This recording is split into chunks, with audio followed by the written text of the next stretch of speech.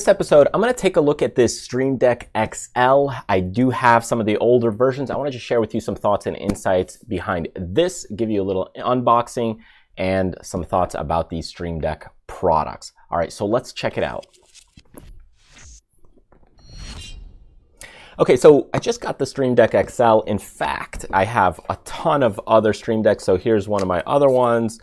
Here's the one that's doing the recording right now. So that's two. And here's my third one. So I got a handful of Stream Decks, I could tell you, and that's because I do a lot of automation processes. So a lot of things that I do are automating, so it's really good and handy to have the keys. Now, I wanted to go ahead and get the Stream Deck XL because at the time when I got my other Stream Decks, this was still about a year or two out. So I find the products are very good and convenient because you can move things around. So really, really powerful in that regard. And I'll show you that here in a bit. You know, you need more keys. So if you're thinking of automation, you want more capabilities with just the press of a button, automating things, it really does speed up your workflow. Now, is it worth the price tag? I would say if you're just buying it and then you're going to throw it away later, no. But if you buy it, use it for 2-3 years, resell it maybe for half the price, yeah, absolutely. It's worth it. So let's check out kind of here the Stream Deck XL. I'll compare it to these others. And when you look at this one, I kind of name mine. And that way I can know which one is which because I have multiple Stream Decks. Of course, you could go to folders, all that great stuff. And here I have some different things like, hey, sales things. You can see if I press the sales button, you could say, hey, sales come up. So this is really what I use them for, is that these different things let's say here's numbers. So if I'm doing a countdown, I have these pre-done and now I can just hit them. Hey, number 1, number 2, number 3. So anyways, a lot of great power to them, but of course you could use them to launch different programs as well. Now let's check out this Stream Deck XL. So the box is quite big. Here's kind of the front of the box, back of the box. So you can see, hey, there's a lot of good stuff. Ultimately, if you look at this, this one has a detachable key. That's the main thing, but besides that, it just really has more buttons. So let's take a look here. I'm going to open it up for you so you could see it, and then I'll give you some thoughts behind it. So here right away, you have kind of the manual right there. You have it, nice protective case. Here's your big brother box. You can go ahead and open up here this little bit of a sticker. And then I'm going to go ahead and open it up. Wow, so check it out. A lot of buttons, a lot of keys. I typically don't use these back stands, so I think you can remove this. There we go, it's detachable. So go ahead and just kind of use it like that. Inside here as well, in the box, you got your big cord.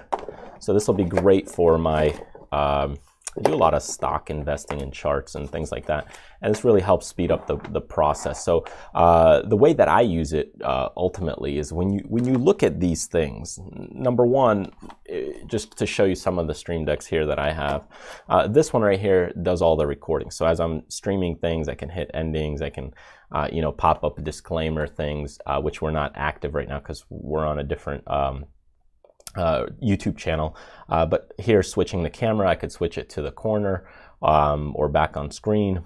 You know, I can hide the logo, put the logo on. So all those kinds of things you could go ahead and do with these Stream Decks. Now the other thing here is with this other one that I do is there's a lot of annotations and things that I also do. So if we look kind of on screen, so let's just go ahead and you know, place it back on screen. Just go ahead and go here to the corner, move this one back.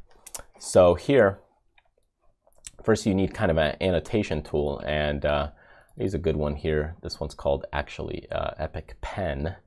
And now what I can do is if I need to go ahead and draw something on screen, well, rather than hitting the shortcut, I could just go ahead and hit that key, and now I could go ahead and draw on it. Same thing here, I can switch to different colors, I can hit the key, and let's say I need to draw a circle, I could go ahead and just hit that key and hide or unhide things. And that's really all these shortcuts really do, is on the Stream Deck exactly right there.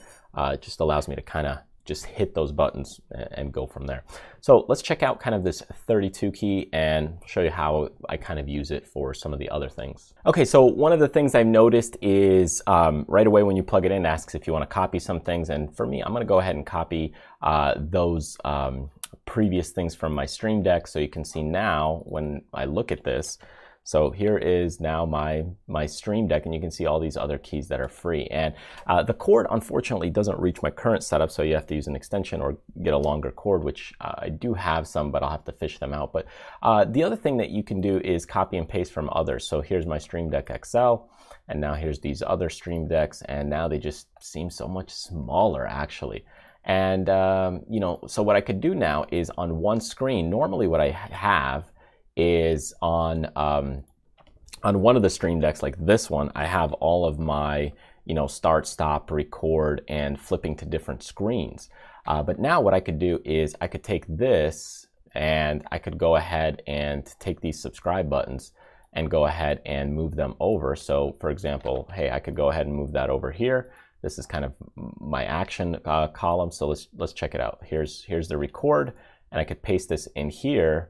So now, hey, when I push that button, which is actually further away, I don't have to go ahead and you know, go to another Stream Deck. So I could just go ahead and push that button, and these things pop up just like that. Or what I could do is, let's say we go ahead and copy. Let's see, where's the profile subscribe? Here's some other things. This one. And go back to the OBS record here, paste that over. And again, now I could go ahead and push that button, and it's all on one screen rather than, you know, having multiple Stream Decks. So that's a huge, huge bonus and huge convenience to having just kind of the power of just more buttons. And I think actually what I like is when I look at it, the vertical version, and the big one is over here right now, the vertical version of it may be really nice if I had like a portrait version of it, simply because then you could stack 1, 2, and 3. And that's just because, you know, I use a lot of shortcuts here that are pre-done, and now I can just hop around as needed because it just makes it a lot easier. So here's another thing that we do. So when I annotate, let's say some of my stock charts, I'll go ahead and push kind of the text button, and now what I could say is right here, I could click this and it automates some text, and you know, it just types it all out for me. So it just creates a lot of automations, and I'm able to do that because again, I've pre-written all those texts right in here. Since I'm repeating a lot of that same stuff, I can just go ahead and automate that process. So I hope you found this video helpful and insightful. There's a lot of things that you could do, but this is beyond the scope of the tutorial. So would I recommend the XL over the smaller version? Yeah, if you're doing a lot of buttons, absolutely. If you're serious to kind of automate things and productivity, great.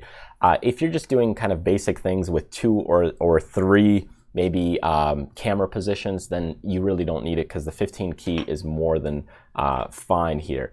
For me, the reason I have it is because I like things popping up as needed to automate those things. I actually have also 2 to 3 cameras as well that we can just flip to. So if you don't have that kind of setup, then the Stream Deck, the regular one, is fine.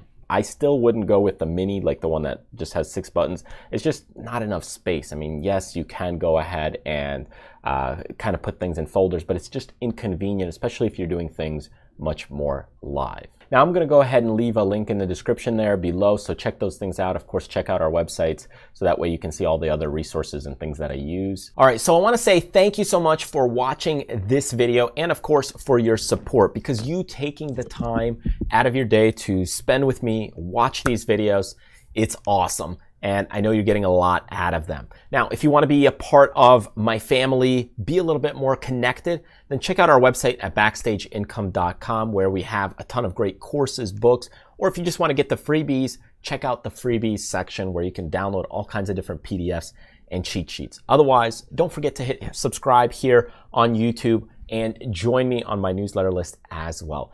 Thanks again. Remember, do what you love, contribute to other people, but most importantly, live life abundantly. I'll see you next time. Click, click.